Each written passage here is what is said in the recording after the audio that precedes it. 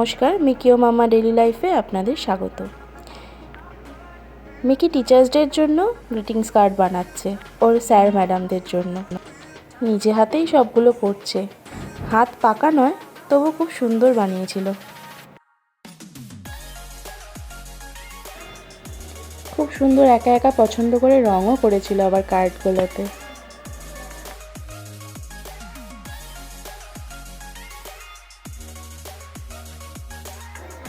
ওপরে আবার happy teachers ডেও লিখেছিল একা একা। মেয়েটা আমার দেখতে দেখতে অনেক বড় হয়ে যাচ্ছে। বলুন তো কেমন হয়েছে আপনারা? খুব সুন্দর এঁকেছিল, কিন্তু অনেক রকমের ডিজাইন করেছিল অনেক কটা কার্ডে। এটা আবার একটা পদ্ম ফুল আঁকছিল। নতুন নতুন স্যারের কাছে আঁকা শিখছে আর বিভিন্ন ডিজাইন করছে। চলুন আজকে আপনাদের সাথে একটি পেঁপের রেসিপি শেয়ার করি। এই রেসিপিটি আমার শ্বশুরবাড়িতে এসে শেখা।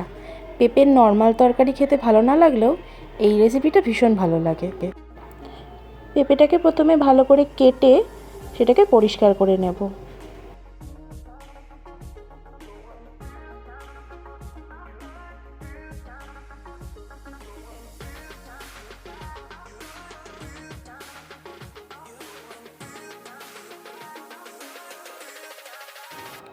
কেটে পরিষ্কার করা হয়ে গেছে। এবারে আমি চিপারের সাহায্যে পেঁপেগুলোকে খুব মিহি করে ঘষে নেব। একটু মোটা দিকটা দিয়ে ঘষার চেষ্টা করবেন, নাহলে হাত কেটে যেতে পারে।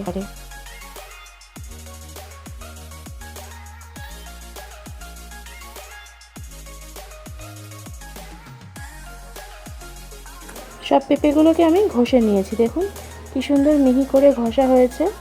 এরকম মিহি করে পেঁপেগুলোকে ঘষে নিতে হবে।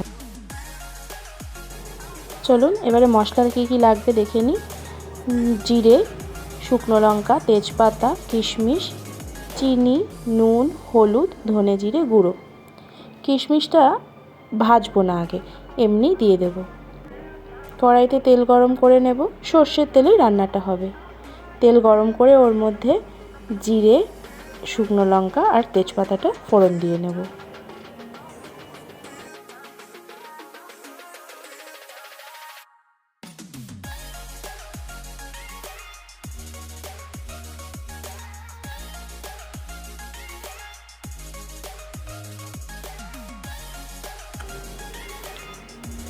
ফোড়নগুলো ভেজে নেব। এই রান্নাটা আমার শাশুড়ি মায়ের শেখানো।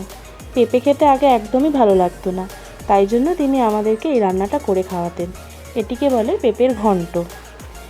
ফোড়নটা ভাজা হয়ে গেলে পেঁপে কুড়ানোগুলো সেই তেলের মধ্যে ছেড়ে মিশিয়ে নেব।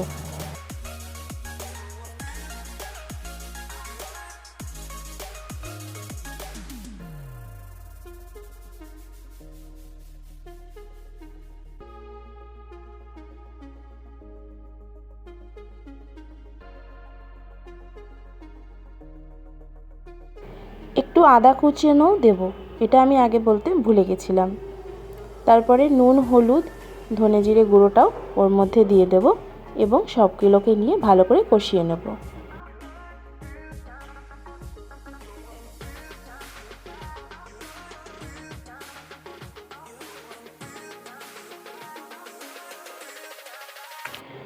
একটু ঢাকা দিয়ে নেব।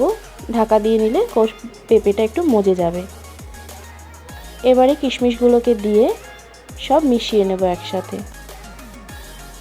অল্প সামান্য একটু জলও দিতে হবে, নাহলে পেঁপেটা সেদ্ধ হবে না। জল দিয়ে আর একটু ভালো করে নাড়িয়ে নিয়ে আবার ঢেকে দেব।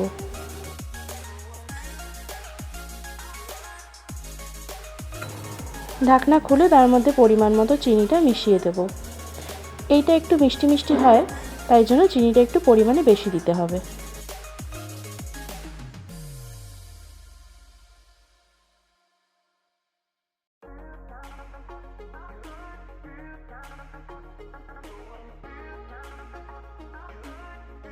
নাবাবার আগে ঘি এবং গরম মশলা দিয়ে তারপরে নাবাতে হবে।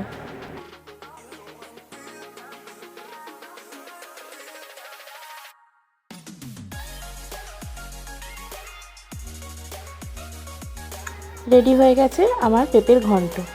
আপনারাও একবার চেষ্টা করে দেখবেন, রান্নাটা খেতে কিন্তু খুবই ভালো লাগে।